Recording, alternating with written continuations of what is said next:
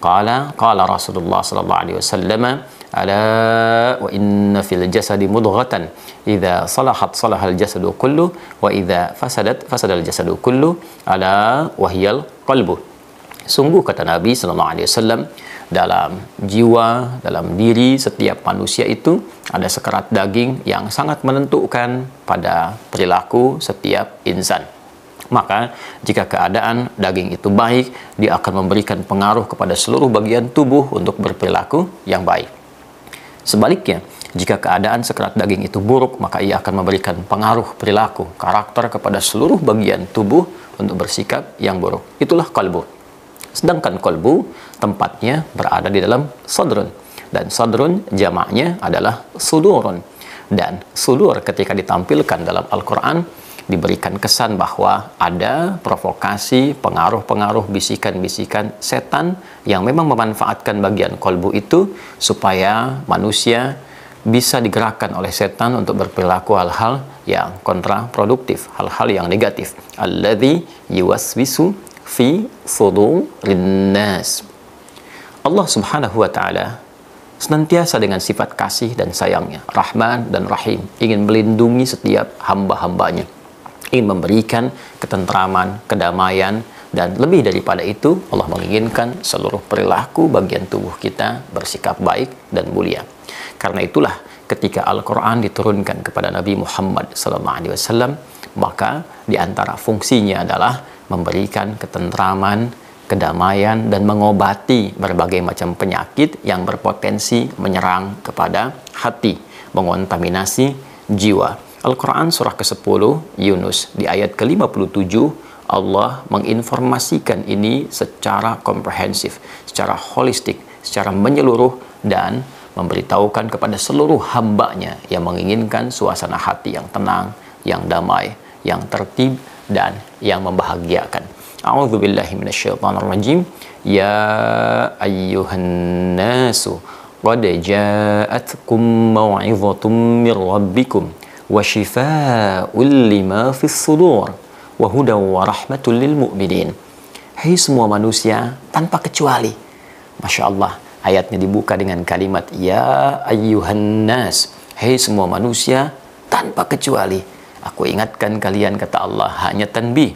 Aku tegaskan menggunakan kata ayyuha. Aku ingatkan, aku tegaskan semua manusia tanpa kecuali. Jadi memang Allah dengan sifat kasihnya, rahmannya, rahimnya, sayangnya, menginginkan semua hamba-hambanya merasakan kedamaian, ketentraman, kebahagiaan. Qad ja'atkum mau'izatum mir rabbikum. Telah tetap bagi kalian, telah datang untuk kalian, telah disampaikan kepada kalian nasihat dari Rabbmu, bimbingan dari Tuhanmu, petunjuk dari Allah Subhanahu wa taala.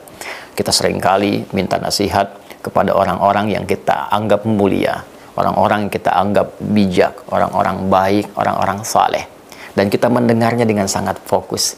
Kita memahaminya, merasakannya, dan ingin mengamalkan dalam kehidupan. Sekarang, Allah sang pencipta kita.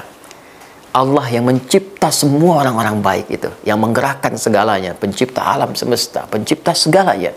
Di titik ini, Allah memberikan nasihat kepada kita semua. Allah menyampaikan, hei, telah tiba, telah datang kepadamu nasihat dari Rabbmu, dari Allah, dari Tuhan yang mencipta dan merawatmu.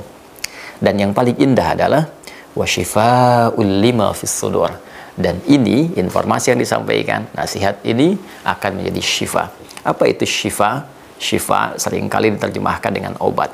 Tapi syifa bukan sekedar obat.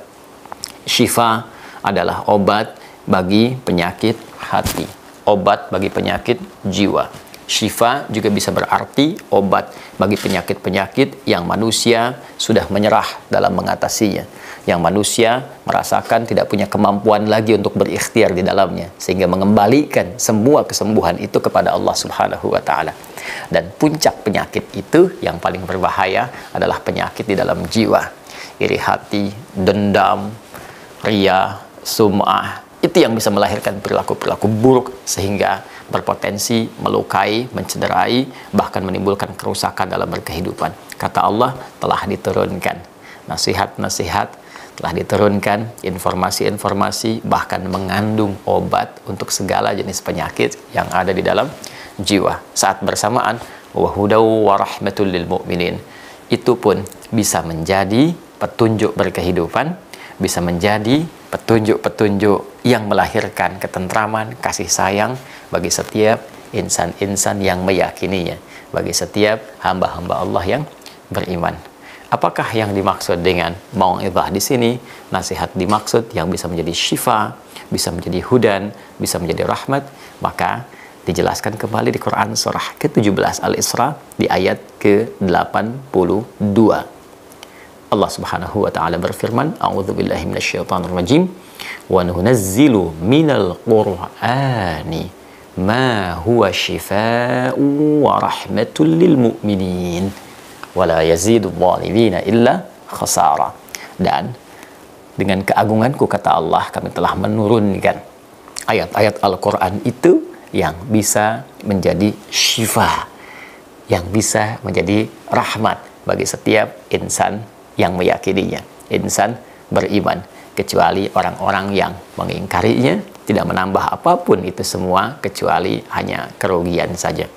Maka saudara-saudariku, ayat ini seakan memberi kesan kepada kita bahwa Allah menginginkan kita semua hidup dalam kebahagiaan, ketenangan, jauh dari kecemasan, jauh dari problem berkehidupan yang bersemayam di dalam jiwa setiap manusia.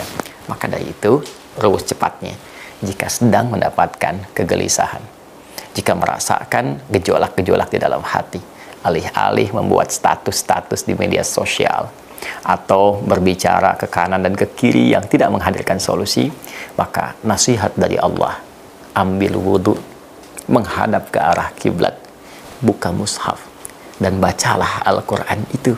Karena dari bacaannya saja, ia sudah bisa menjadi syifa dan rahmat untuk kehidupan kita, yang menenangkan keadaan hati kita. Terkadang yang paling indah ketika Anda membuka mushafnya bahkan secara acak, tiba-tiba Anda bisa mendapati ayat-ayat yang bisa sesuai dengan apa yang sedang Anda rasakan. Buka mushaf, menghadap ke arah kiblat dalam keadaan berwudu, bacalah dengan penuh khusyuk, dan disitulah kita akan mendapatkan petunjuk-petunjuk Al-Quran dengan ayat-ayat yang sangat syahdu.